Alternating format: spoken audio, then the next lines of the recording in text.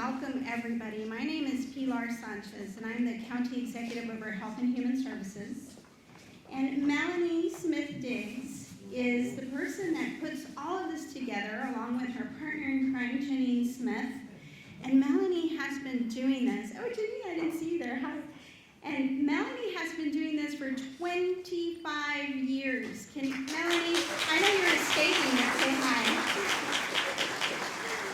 Look at her running. Everywhere you see Melanie, you see her running like that because she's got so much that she's doing and she has to complete before everything gets done. But she's the one that runs all this stuff. We're so happy that Melanie's been a part of Travis County for 32 years. She started this 25 years ago, and she gets this done with Janine every year, and it gets better and better. So just wanting to say that it is so nice to be able to gather people today to celebrate our history, Black History Month, when our history is endangered of being erased. We are still here together to celebrate and to remember that history and to always grow from that history. We have to learn from the lessons that we've learned, and we have to get better. We have to work together and celebrate the goodness in each of us, celebrate our differences and our strengths, and remember that only if we're different from each other can we grow and learn from each other. If we're just the same, there isn't very much to learn from each other, right? So our differences are our strengths. And so thank you very much for coming to celebrate our history, to learn from our history, and to be together. I would like to invite the Reverend who's going to be our MC. We are very blessed to have Dr. Joshua Reese, who was born here in Austin, but he grew up in Granger, and his Christian roots are firmly planted with a pastoral family that crosses 3+ preachers spanning 3 generations. He brings to us a great understanding of our Christian roots, his Christian roots, and how all of us can use that to grow together and be together. And I'd like to share his motto with you. His life motto is, if I can help somebody as I pass along, if I can cheer somebody with a word or song, if I can show somebody how they're traveling wrong, then my living shall not be in vain. Reverend.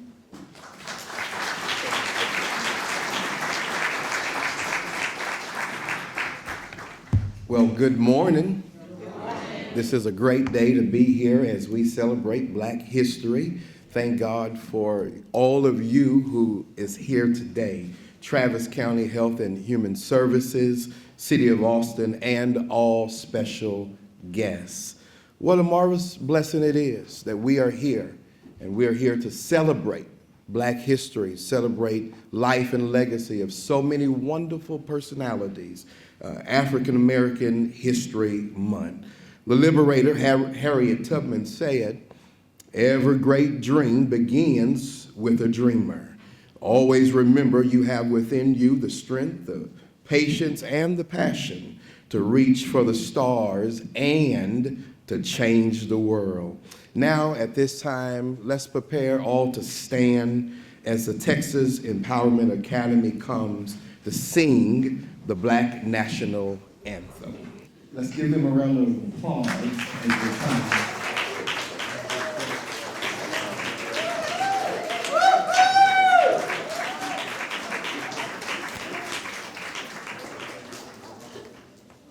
Before we get started, you mind if we do a little warm-up right quick? Yeah. Okay. Oh, whoop! Oh, whoop! Oh, whoop! Oh, whoop! Woo! Woo!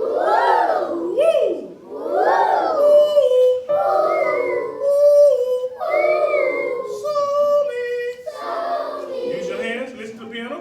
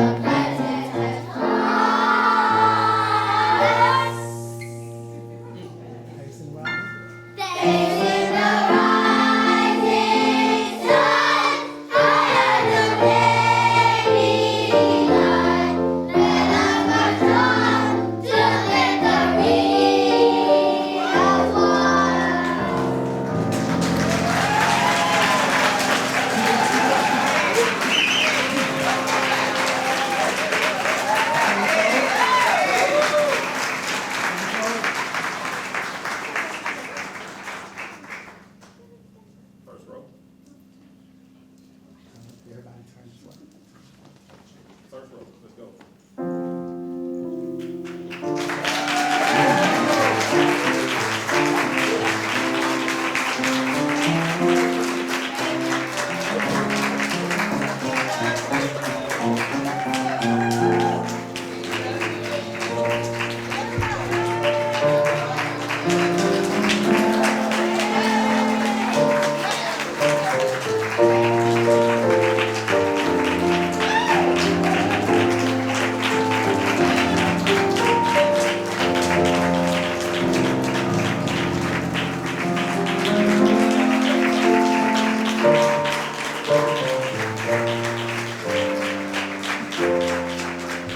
Awesome, awesome. You may be seated.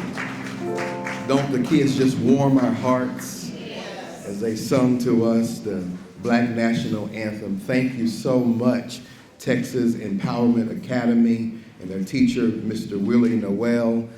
Job well done. Keep on planting in our children. The future is bright because of them. They are on the Roland Hayes campus located on East Palmer Lane. And if you are wanting to volunteer, there's so many opportunities to volunteer and to help our children. Let's give them another round of applause. Job well done. Amen, amen, amen. Now at this time, we have dignitaries and we have greetings from our dignitaries. You know, preachers and politicians have one thing in common. We all love to talk. And so we're asking all of our dignitaries, please, sir, please, ma'am, 2 minutes, please. Amen, amen. Please come in this order. We'll have Judge Andy Brown, Commissioner Jeffrey Trevelyan, City Manager of Austin, Mr. T.C. Broadnax, City Councilwoman of Austin, Natasha Harper Madison, and last but not least, City Councilwoman of Pflugerville and Mayor Pro Tem Kimberly Holliday. Please come in that order.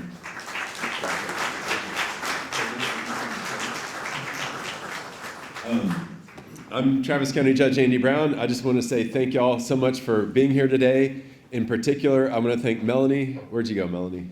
Where are you? Back here. Back there. 25 years of organizing this. Absolutely amazing. And what Pilar said about how important it is today, I think more than in years past, that we continue to celebrate this wonderful month and everything that we are working on together. I also want to thank Pilar Sanchez for doing such an amazing job, not just today, but in general in leading our Health and Human Services Department. I know so many of y'all are here today, but thank you, Pilar. And just for Pilar, for all the public servants from Travis County, from the city of Austin, and from Pflugerville and other places, thank you for being public servants and keeping our community the great place that it is. And I'm going to pass it on to my colleague, Jeff Trevelyan. Thank you. Let's recognize our county judge one more time.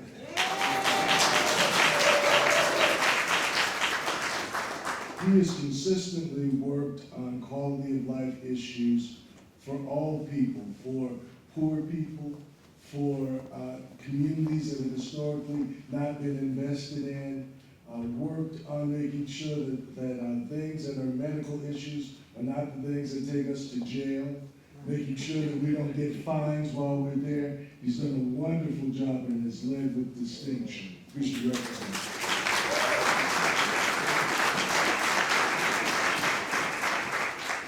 I just want to say that the African American community needs to understand that we live in a state of emergency.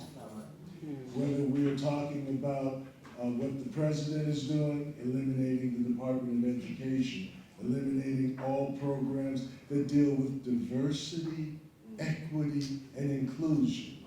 Now, what does it say when a person says we should not have all of us in the room, we should not have equity, and we shouldn't even be included? That is a strong message that we must take to heart. But we need to recognize we have been here before. What did it feel like after 12 years of Reconstruction, when all of a sudden the troops were taken from the South, who were lynching us all along. It was groups like the St. John Regular Baptist Association, which was founded in 1867, that gave us a safe harbor, that saved us from despair.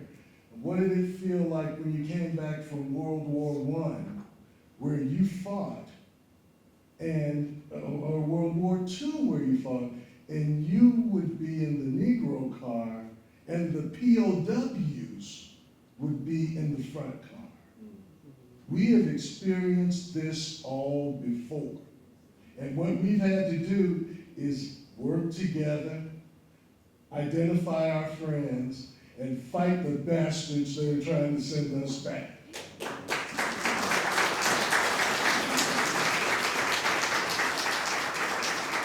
Now is the time. Black history reminds us of what we've experienced. And at the end of the day, it gives us our path forward. Let's work together. Thank you. Thank you, Commissioner. Pastor, I think your message was received, because I've never seen him speak for that short of a time, ever. Good morning, everybody. Happy Black History Month. My name is Natasha Harper Madison, and I get to be the sole Black representative on the Austin City Council. That said, I'll be busy this month, because this is when I get pulled out of the toy box. If anybody knows what tokenism looks and feels like. I wanted to sort of take a turn to the left on sort of general Black History Month commentary. I was telling somebody earlier, I've had this on for 3 days. I got it at the African American Family Support Network conference, where they were talking about resilience and talking about health and wellness and mental health. Then day 2, I whipped it out again and I cut the frayed edges, and I was at a conference where we were talking to City of Austin employees, the Black Affinity Group for the City of Austin.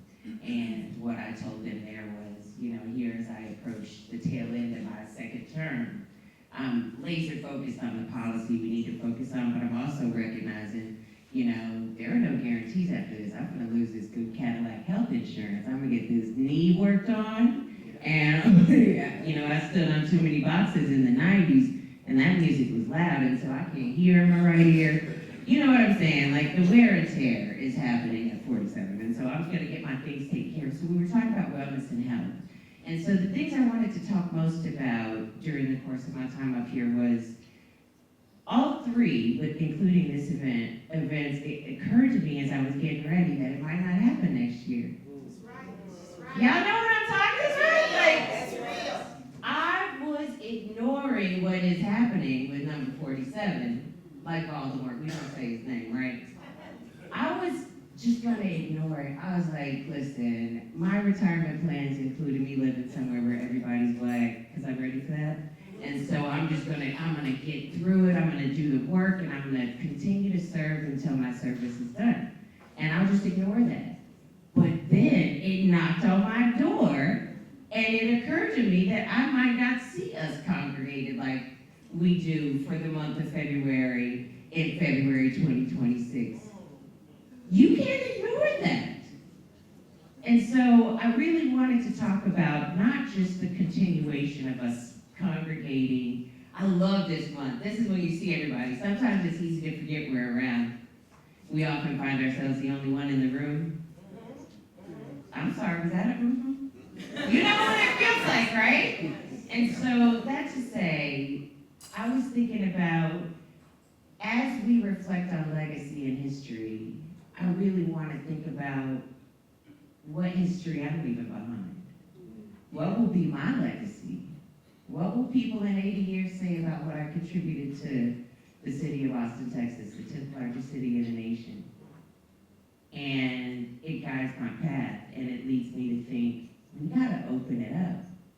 So having the conversation with folks recently that recognizes that folks from the diaspora, their experience isn't the same as ours, but they Black too.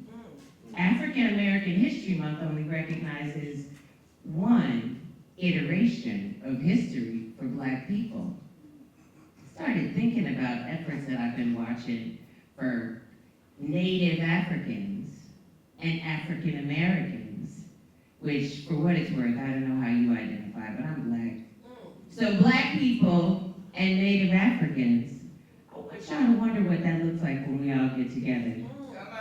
And actually intentionally start working towards the advancement of Black people, every iteration of it, Afro-Caribbean, Afro-Latino. There's a lot of Black folks in this town. So when we talk about African American population decreases and where we at, because we don't see each other until we congregate, why don't we start thinking about expanding the opportunity for all Black people to be recognized in February? I say instead of worrying about outside forces trying to shut us down from congregating and recognizing ourselves, seeing ourselves in February, let's just make it bigger. I think oftentimes we get kind of worn down by the fight and the struggle and the health and wellness and stress issues that come along with the present traumatic stress disorder that is being Black in this country. I say we don't get dragged down by the despair of what we can't do. I say we recognize that if nothing else, we can be a constant source of annoyance. I like irritating people, I don't know about you. But I say, let's just keep irritating people and keep showing up. Thank y'all for celebrating this morning and it's your birthday. I appreciate it. I think I get to just speak over to hand this off to our assistant city manager, which by the way, I got to comment yesterday at the event, 17.3 of the top executives at the city of Austin are people who look like me and this lovely lady. Who is our assistant city manager, Stephanie Hayden. Thank you very much. Good morning. Good morning. Well, I have the honor to bring you greetings from the city of Austin. I am very excited to be here. I am in a space that I feel like Black History Month should be every month of the year. I understand that there's so many things going on in the world that will make us kind of reflect and kind of think they may make some changes that we don't agree with. But I know that there is a God that we serve that is in control. So I will say to you that I am always excited when we come out to really, really have the exposure and get to know each other.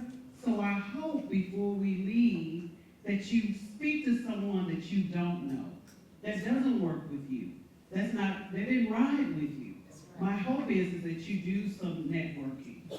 My supervisor, which is the city manager, Mr. T.C. Broadnex, could not be here. So he asked me to step in and to bring you those greetings. I hope you enjoy this program. I hope you enjoy to say Black History Month is every month of the year. And so start a new tradition and do something every month to recognize African Americans and Black people that you know. Thank you so much for your time.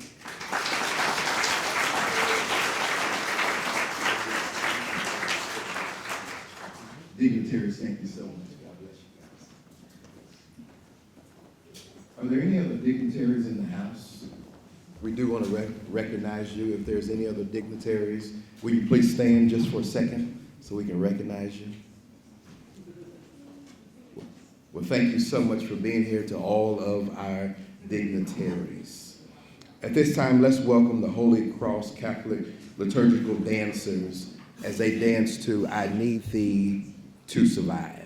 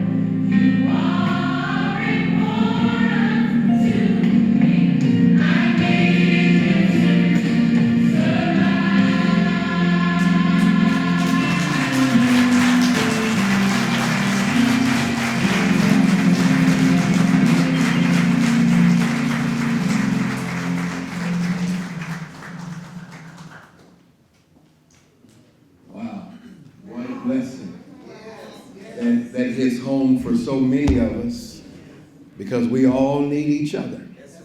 And we need each other to survive. You can see the love in every hug they gave. And that, when you look at the black history, when you look at our history, has love running from heart to heart and breast to breast. Thank God. Thank you so much for that love that you demonstrated even in that praise dance. Frederick Douglass said, where there is no struggle, there can be no progress. We've had to struggle. We had to go through the hurt and the harm, but we've made some progress. And that's only by the grace and the mercy of the Lord. It was the Reverend Dr. Martin Luther King Jr. that said, I have a dream that my 4 children will one day live in a nation where they will not be judged by the color of their skin, but by the content of their character. Next on our program, we have a young man who won the Martin Luther King Oratory Contest. He was asked a question: if you had a chance to talk to Dr. King, how would you make his dream come alive today? Let's welcome Makai Chattery, the first place winner.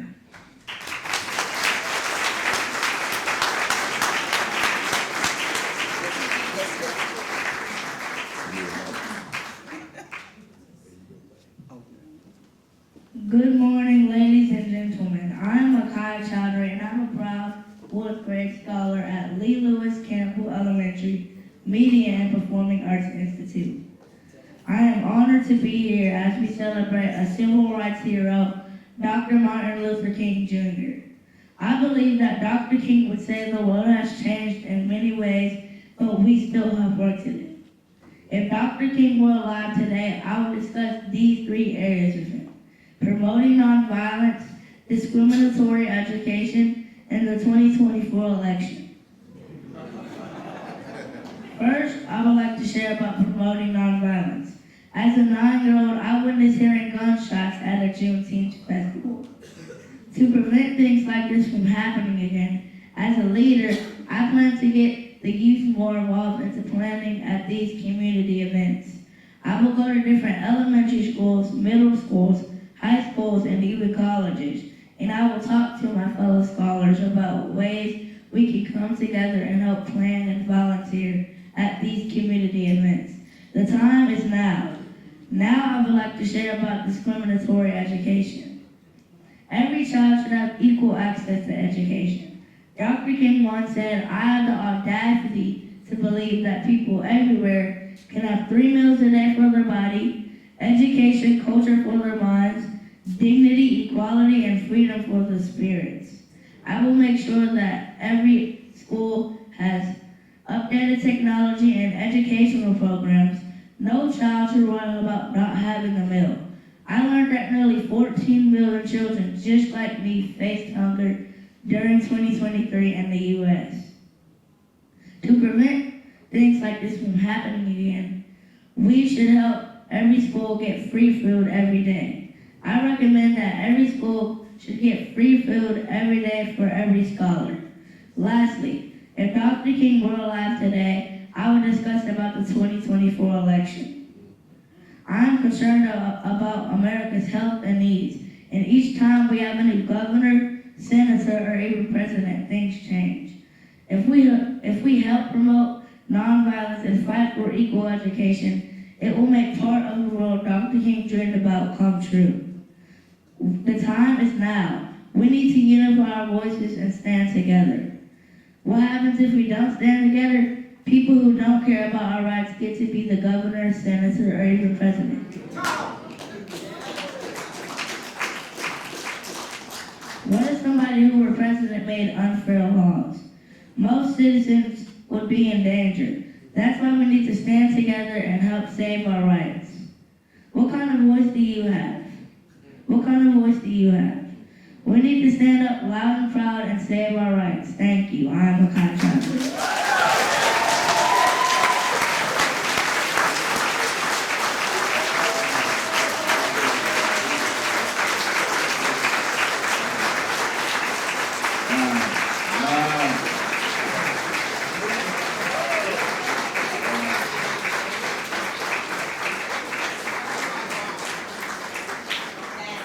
Wonderful, wonderful, wonderful. Sounds like a preacher. Congratulations and good job, man. Continue to do good and do the best that you can in all that you do. At this time, we're going to have a song by Sister Pat Jackson. Let's celebrate and let's give her a round of applause.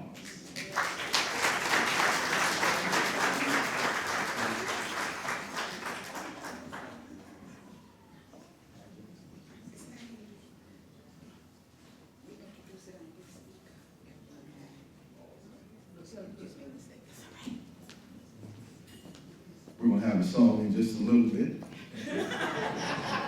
But at this time, we're going to have Sister Sean Lemieux to come and introduce our speaker.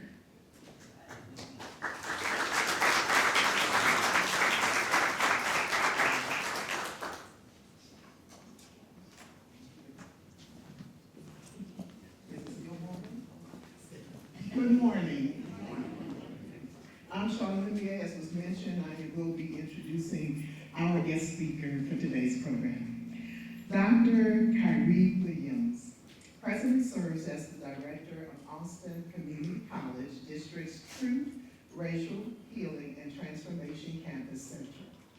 Williams received his Bachelor's of Business Administration and Master of Education with an emphasis in college, student affairs, and leadership from Grand Valley State University, and a doctorate in the Community College Leadership Program at Ferris State University. Kyrie has amassed 14 years of professional experience shepherding diversity, equity, inclusion work, and advocacy for historically marginalized students at 4 institutions of higher education, including Grand Valley State University, Ferris State University, Calvin University, and now Austin Community College. He has also served youth in the nonprofit sector through community organizations like Big Brothers Big Sisters, Job Corps, and Lakeshore Ethnic Diversity Alliance. Williams Austin Community College Truth, Racial Healing, and Transformation Campus Center was the first community college space adopted to do this work in the nation. The resource serves as an intentional space to engage students, faculty and staff, and community members in improving the ACC and broader community equity and justice landscape for all. Without further ado, I introduce to you Dr. Williams. Please receive him as he comes.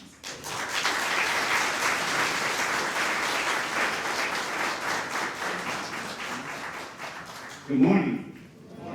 How are you all doing today? Good. 1 second here. Did I do it right? All right, excellent. Okay, well, thank you for Miss Melanie, where you at? Okay. Well, thank you for the invitation. When she asked me to be a part of this program, I was like, me? And I just felt in my heart to say yes, so I said yes. But I wasn't quite sure what I would share. As she shared in my intro, I am, my wheelhouse is kind of purpose and belonging work, helping students, faculty, staff, and community to kind of navigate conversations around differences.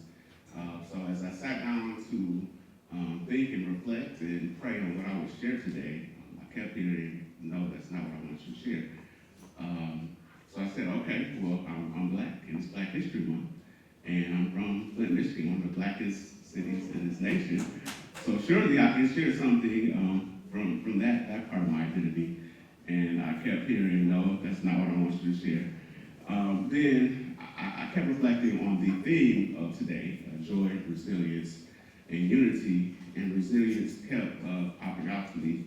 And I started to, and then it kind of just hit me, is that I need you to share something around resilience. I need you to share something that resonates with your story, because the times we are in really require you to have a lot of resilience. And I said, No, that's not what I want to share. And this isn't me having a conversation just with myself. I'm a man of faith. I love God. So whatever I speak, it's always, what do you want me to share? What are you giving me? What are you putting on my heart to share? How can I pull from the experiences you brought me through and my gifts and talents you gave me? And he kept saying resilience. So I'm a little bit nervous. And then Mr. Makai came up here and I was like, I'm nervous. And he just threw a master class. So let me just believe in that this will go okay. But this will probably be one of the toughest conversations I've ever led, because this is not my typical conversation. And it's going to require that I be a little more vulnerable than I typically am. But I feel like I'm seeing a few HCC faces in here, and then I'm seeing all these community partners. I recognize a few faces. So I feel like we're family in this space. Are we family? Yeah. Okay, awesome. That helps. Okay, all right, so resilience, joy, and unity. One of the things I get to do in my work is to teach through stories. And today I'm going to kind of share something that's near and dear to me and relates to my story, relates to just how I've grown through some things that help me to be a better leader, especially in times like this. So resilience. Resilience is the capacity to withstand and to recover quickly from difficult and tough situations. So that's kind of how it's defined. There's a phrase or saying that a picture says 1,000 words. I think that from my perspective, often there's so much underlying in pictures that we don't often get. Just like when we meet a new person in different spaces, we as human beings start to look and to assume and to feel like we kind of have it figured out. I want you to take a look at these two pictures and just kind of shout out what you're receiving from this. Love, black love, fatherhood, family, okay. What else? Literacy, okay. What's that? Say it one more time. Bonding, thank you so much. Okay, so literacy, fatherhood, bonding, family. So I believe that saying all that, but part of my story as it relates to resilience in these last 2 years is the picture on the left was the first time that so my son he's 2 now, but this was about 1.5 years ago, and this was the first time I'd seen him in 3.5 months. And essentially I went through a very tumultuous divorce, and that was tough. But what was tougher is that I was not allowed to see my son, and I had to fight for the right to see him and to be in his life. And if you know me, I'm 44 now. At the age of 42, this was my first son, my first kid, something that I prayed for all of my life. So this is one of the toughest things I've ever went through in life, and it's something that I really had to fight through. I feel like it cost me almost everything, mentally, physically, financially, emotionally. This is something that affected my professional space, affected my community space, church space, everything. Some things were said and did to intentionally keep me from my son. And I am so glad and so blessed that I'm in a space of healing now, forgiven, and we are moving forward. But I need you all to know that like tough times will come. I'm 44 now. It's the toughest thing I've ever been through.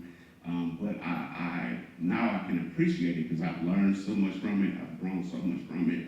And it's made me not better father, a better man, a better leader in all spaces because I can pull from this in a variety of different ways.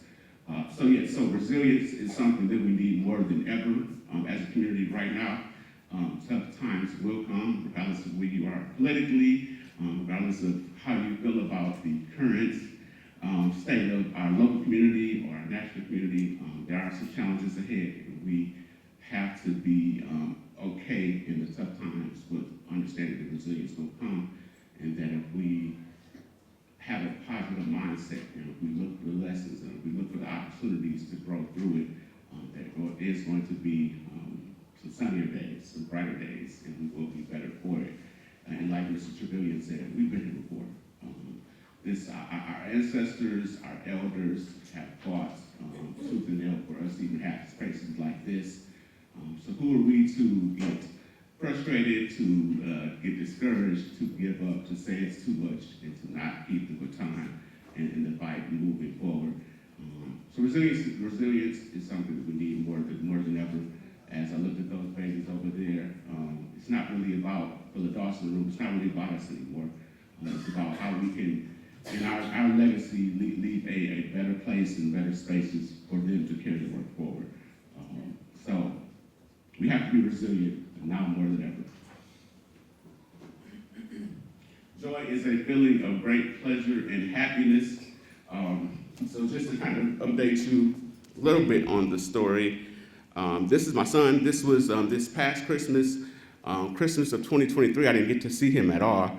This Christmas, I had 9 days with him, and by custody agreement, I get him about a third of the time. So there's definitely some challenges within that. But I had him for Christmas, and I just wanted to show you this quick video to kind of give you just a feel for our relationship and just some of the things that give me joy and some of the things that we have to look towards when we are having tough moments. Okay, stop. You know, see, it's that face. You knew it was wrong. If you knew it was, if you wouldn't have made that face, if you didn't know it was wrong. So stop. Stop playing with Dad. Stop playing with Dad. Talking about some Dad. No, buddy. You chill. So this is like he's two now, he's talking more, his personality's coming out more, and he can be a little bit sneaky, and he has his face. So he knows when he's going wrong. He loves TV the most. He'll try to steal it all the time. So I just caught him in that moment because I saw him start to make the face. But my son is one of my best friends, and I get him about a third of the time. But I think that what's neat about just going through some tough times is finding the joy when you're coming out of it. This is him on the left with me and my fraternity brothers. If you see me in the community, you're probably going to see my son with me because wherever I go, I take him with me because I feel like it's important, like my parents did. And me being kind of a product of blue-collar parents and being a first-generation college student, they exposed me to as much as they could to kind of prepare me and equip me to take the time further. And that's what we're doing for our son now. And I was looking at he has a passport, and he's 2 years old. I didn't get my passport until I was like 22 in grad school. So as you think about the tough times, also think about what our responsibility is and what our legacy is going to be. We have to fight the good fight to leave things better than they were when we got here. And we owe it to the babies that we saw and the babies that are in our lives. We also owe it to our elders that sacrificed their lives and limbs and so much to even allow us as kids to be in a space like this. Many years ago, we wouldn't have even been in a conflict like this. So we gotta fight.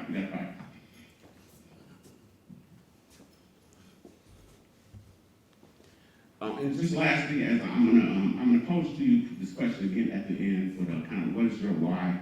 And again, I know that we are in some challenging times. I know that it can be frustrating, it can be discouraging, it can be tough. It's tough for me to even turn on the news because of the work I do. I have to, because I just got to stay abreast of what's going on so I can equip myself to serve students and serve faculty and staff and to just be an advocate. So part of that is remembering what your why is in these tough times. What keeps you going? What are you here for? What do you want your legacy to be, as many of our dignitaries spoke to? But what is your why? And allow that to be a constant reminder when things are getting tough that we gotta keep pressing on and keep pressing in. Part of my why, and there's a saying in the Black church, is that sunshine can come in the morning, or essentially things get brighter, things get better. I went through a lot the last 2 years, but what I appreciate about the journey, the things I've learned is that as I am coming out of it, as I'm healing, as I'm growing, that God is still blessing me even more, tenfold, hundredfold. So I'm newly married. I have an amazing blended family with a bonus son who's 9, and a bonus son is 13, and an amazing wife that understood some of the stuff that I went through and helped to kind of help me in the healing process, helped to kind of bring me through it. So tough times will come, but I think that all in all will be better for it if we have the mindset that they won't be forever and that there's something for us to learn while we're in it.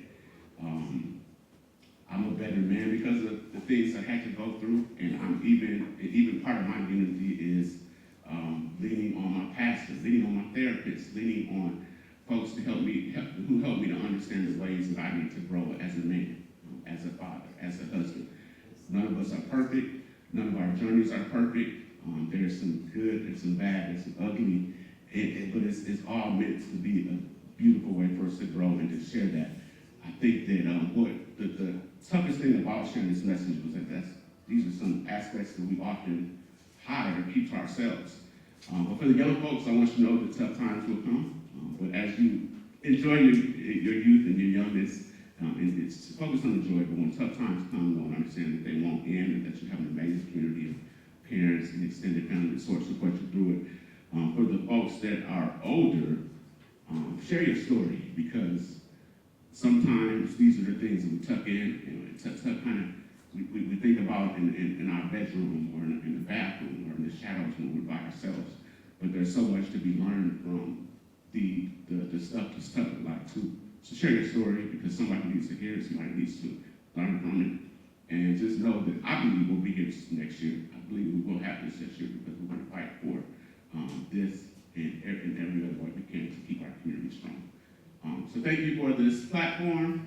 Joy, resiliency, unity is what it takes, and we are going to keep this moving forward as a collective. Thank you, and I love you, and I appreciate it.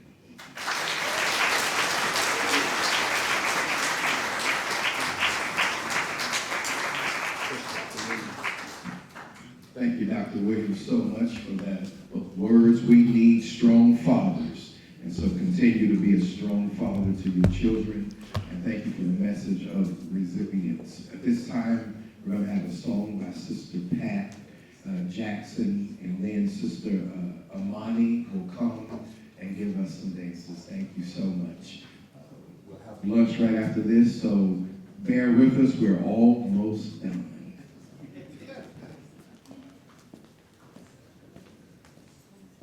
Good afternoon.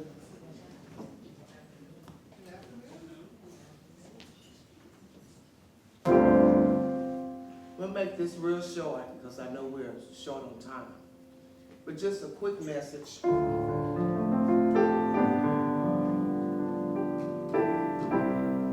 Why should I feel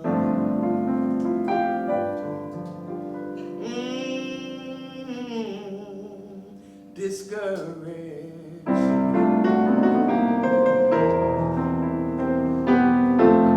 And why should the shadows come?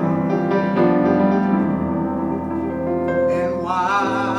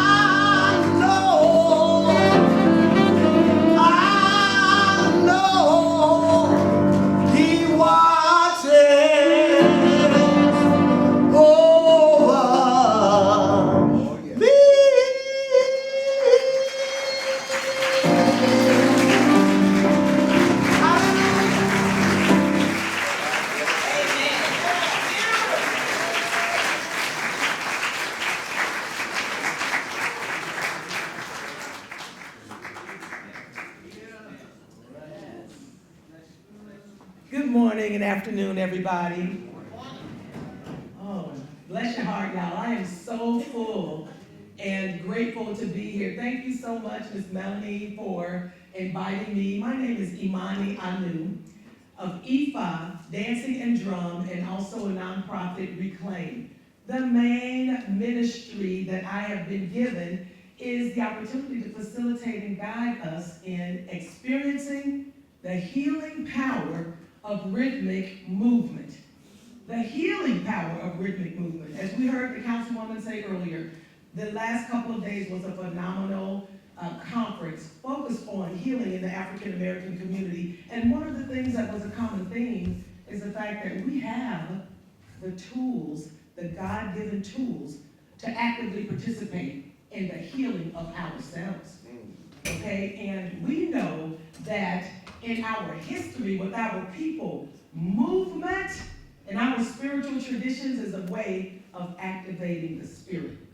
And getting things moving and going is healing to the body.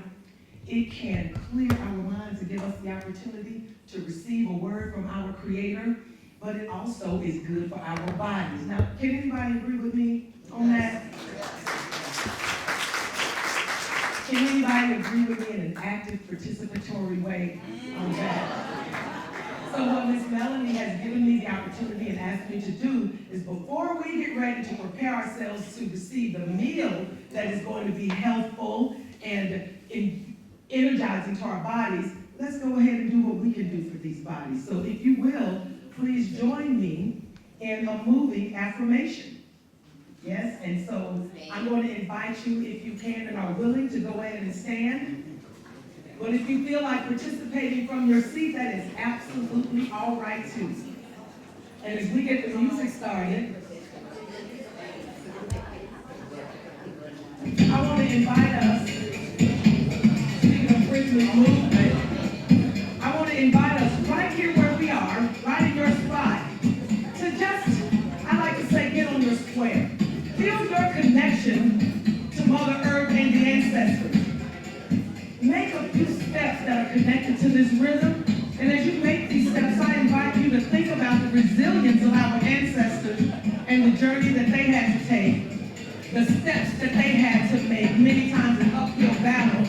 Yes, and so as we are walking our path today, we can be reminded and remember that we come from a long line of people who know how to keep on keeping on, even when the times are tough. Yes? Yes. And if you are feeling these rhythms the way that I am, I'm just going to invite you to connect with Mother Earth in your way. And I want to share with you a few affirmations that help me. Now, I'm going to start by sharing with you the movement.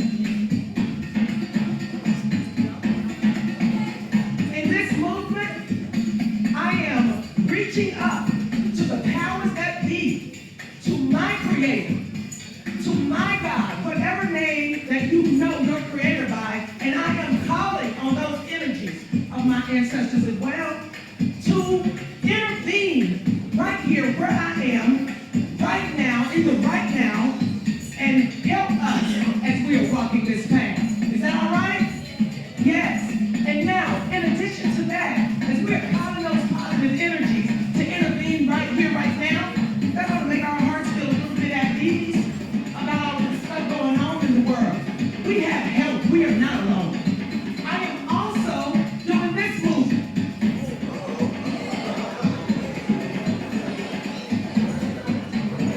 I am open to every good thing in the universe. I am open to everything positive, but I step back and I protect myself from anything that does not serve me. If it's not good for me, no sir, no ma'am, not today. I open and protect. Open and protect. Yes? Open and protect. Now, in addition, we know that we are living this life. A lot goes on in this life. The realities are real. So sometimes there are things that are impacting us in ways that might have us to operate out of or react in a negative way. So the other thing that I like to do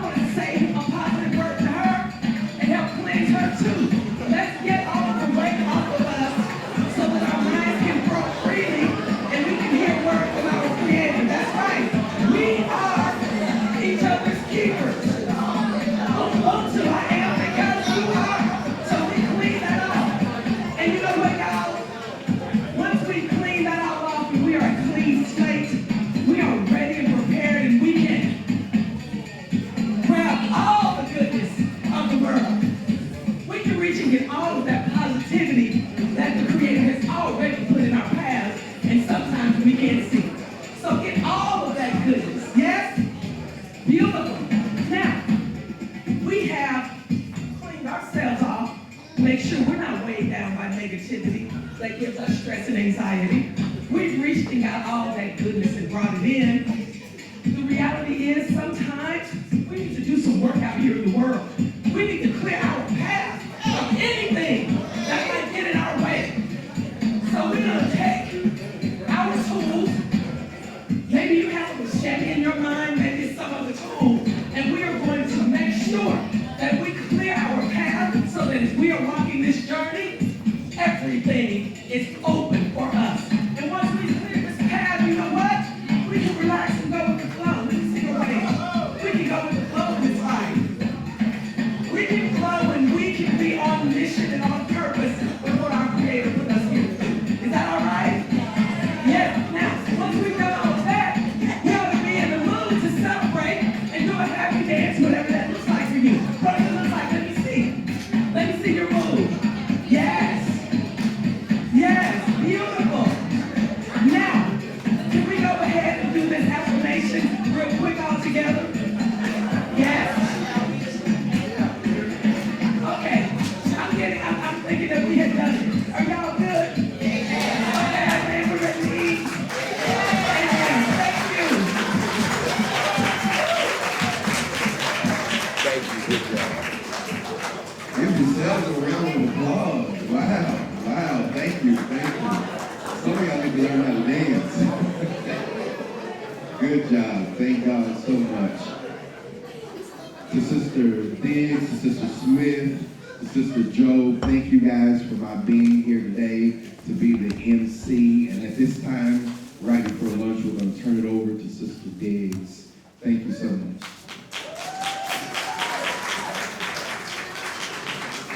Hey y'all, it's been a wonderful day. I'm so sorry we're over time.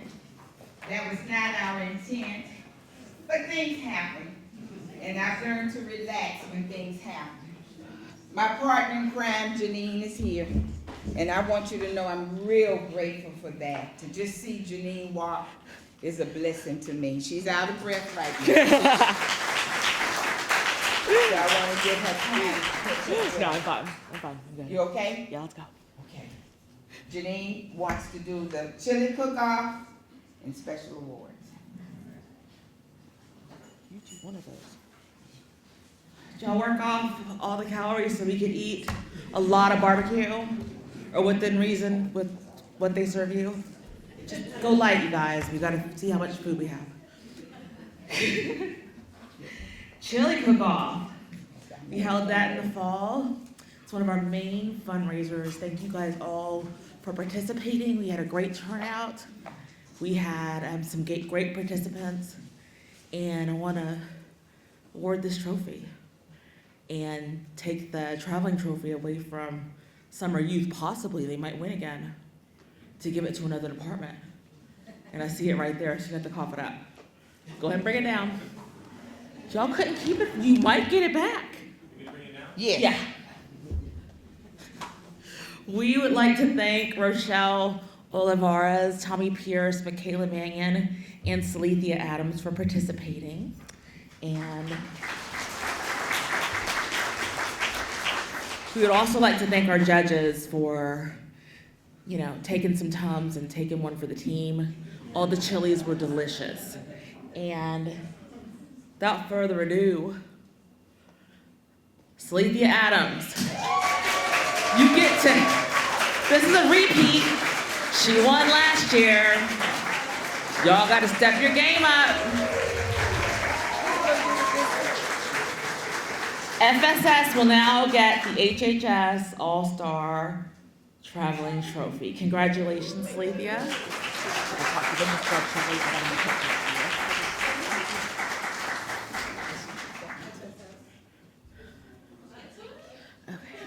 Yeah, chili cook-off. Girl, you can cook for me anytime. Next year, you guys got to try to get it from her. It's on now.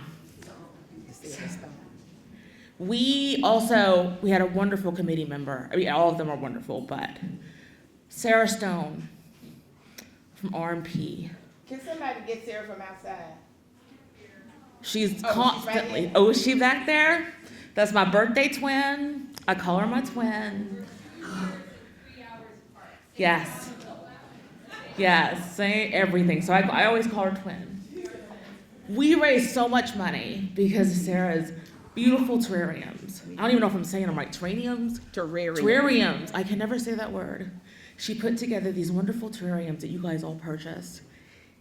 And we just want to thank you. Can you come down? Because without you, I mean, we raise so much money because of you.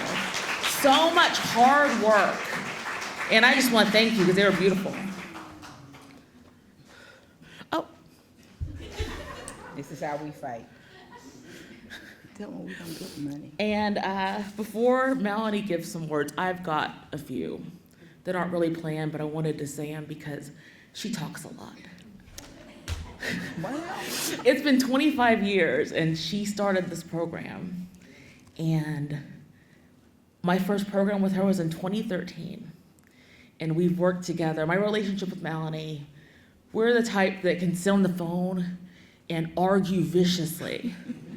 And then a minute later, she's just like, how's the baby? How's your husband? I lost my mom in August. And she died in the wee hours of the morning, and Melanie was at my house without asking. She just called me and said, unlock your door.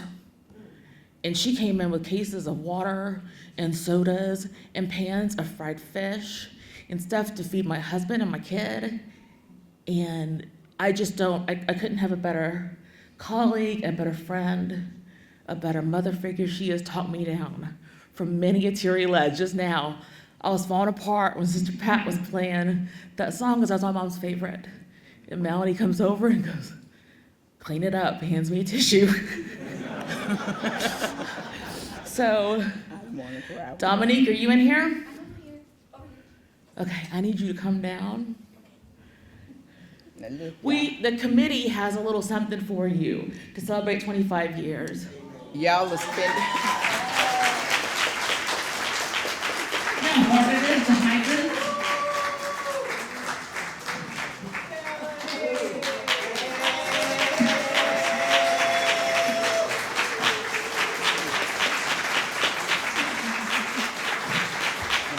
This plaque says, with our greatest appreciation, presented to Melanie Smith Diggs, founder and chair, in recognition of 25 years of vision and dedication to Travis County Health and Human Services Black History Program. And to make it about me, because, hello, I love you. We all love you. This is from the committee. And y'all.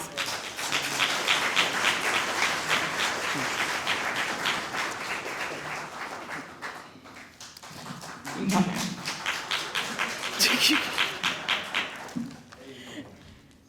Is Reverend Diggs still here? Yes. You know, I don't like accepting this. First off, they spending committee money that we fundraise. No, this was personal. Okay. This did not come out of the committee. Okay, This don't is spend personal. that committee money. Thank you, team. Thank you so much. And I know the hour is late. There are so many people that this committee needs to thank. I want to thank the keynote speaker, Dr. Kyrie Williams. I emailed him, I texted him, and I couldn't get him. I came over here, I said, let me see you, man. And the way I approached him, he was, I don't know, he said, who is this woman talking to me like this? I said, baby, that's the way I talk. Then I found out he was a Sigma, and I am his sister's sorority, Zeta Phi Beta. And I told him I'm a charter member on the University of Texas campus. I chartered the Zetas at UT in the 70s, and that was a tough time in America, a tough time in Texas, when they said, HEW said, you got to get 500 black people at the University of Texas in order to stay home. Health, Education, and Welfare Department said that. And I was one of those 500 that entered that campus. And I'm a proud graduate of the University of Texas. And the Zetas were not on campus, but my mother was a Zeta. My aunts were Zetas. And when I graduated, the chapter is still there as Zeta Phi Beta sorority. So those are proud moments for me, Fred. So I'm happy that you were our keynote speaker. I want to thank the MC, Reverend Joshua Reed. Committee members, I need you to come forth. Yesterday, first off, ACC has been good to us. We were able to get this building. Janine made one call to the assistant provost, I Yeah, think. I've been calling all over town, couldn't get any help. But I made a run. Is Audrey Hart here and Sky? They need to be here. I have something very special for Audrey Hart and Sky. There's, Lord, I'm in love with Audrey. I am so in love with Audrey and Sky. They've given me rooms. I've loaded in for 3 days. They've given me rooms. These ladies are so special to me. I've called them, I've worried them. As I was walking out of my favorite store, I'm not gonna tell you what the name of my favorite store, I bought this book, and I want y'all to just pick and choose, but this one is on grace. For it is by grace you have been saved through faith. You've been graceful to me. Thank you. When you were not around, I worried Sky. They will receive a blessing. So I want you to give this to Sky. And that's the type of person I am. And I thank you, Audrey. You're like a sister to me. I was sending you text messages.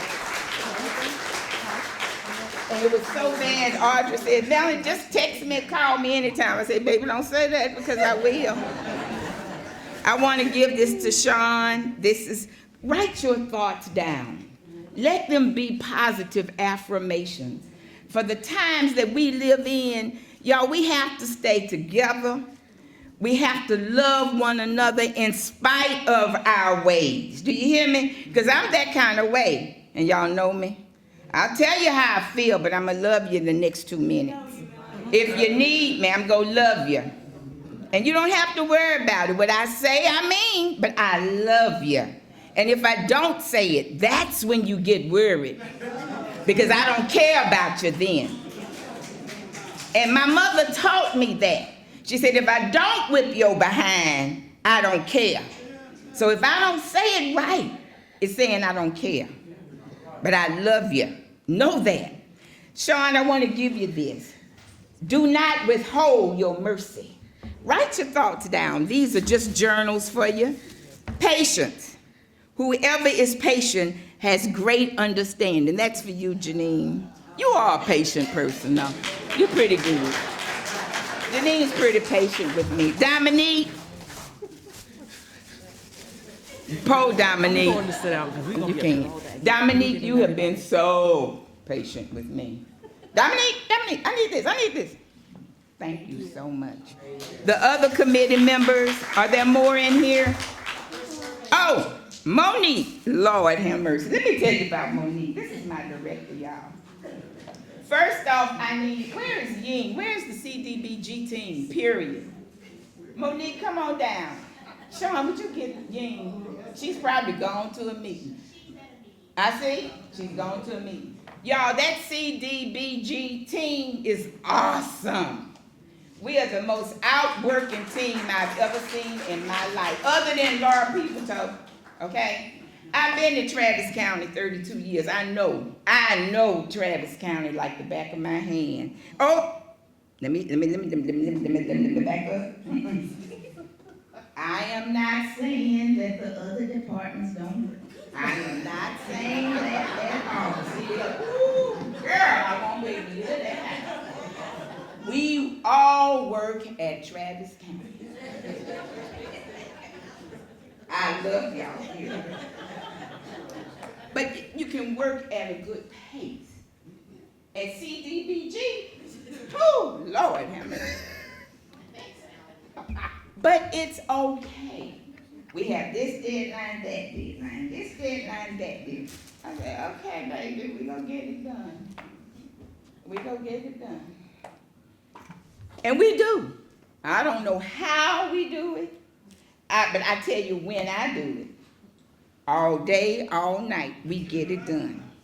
And it's all right. The reason it's all right, because under the leadership of Monique Coleman, come on in, Monique, and Monique is on this team. She exercises patience, I want to give her that, with me. I said, what you say I'm supposed to be doing? I just fair ask her. She exercises grace with me. Lord, she gives me mercy. And she gives me patience. I want to give you all three. Thank you, Melanie. Because I have the nerve to say, well, Monique, I don't think I would do this. Monique, I don't think I can do that. But this is my director, because I'm that kind of person. Well, Melanie, we're going to have a meeting, and we're going to discuss it, and we're going to do, and when I'm supposed to have this, and you haven't done it yet. Okay, I'm going to get it done. And I try. I really try my best, and that's all I can do is my best. You do a great job. We appreciate you. Thank you. Enough said. Okay, I want to thank everybody for your attendance today. I appreciate you. Holy Cross dance team, you were wonderful. You moved our hearts today. I want you to know, for those of you who do not know, Black history is rooted in our faith and in our religion. So our worshiping our Spirit, our Holy Father, I hope we did not offend you. I hope we did not hurt your feelings, because that was not our intent. We just worship who we worship. So we appreciate you for respecting our religious beliefs, but our history is what has rooted us and brought us thus far by faith. I hope you enjoyed little Makai Chowdhury.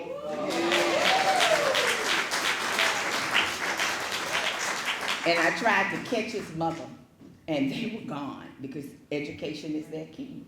He attends Campbell Elementary. He's in the 4th grade, and he's 9 years old. Texas Empowerment, I cannot let that go. My grandson attends Texas Empowerment, and that's why the choir came. They came free. They provide free lunch. They provide free breakfast. There are volunteer opportunities for Texas Empowerment Academy. It is on East Palmer Lane. I told them I'm going to do something. I don't know what I'm going to do. If I have to sell chicken dinners, I'm going to give them some money. Because, they took a whole bus over here. So if you want to volunteer, if you want to do a donation, just let me know. It is what's his name? Oh, I can't think of it. It's the Roland Hayes campus, okay? Who is an employee of Austin Community College, okay? Any other announcements that we need to make? I want to thank you. We were supposed to have lunch from 12 to 1. Lunch is ready. Enjoy the meal. I love you. If I've omitted anything, charge me to my head and not my heart. Thank you so much.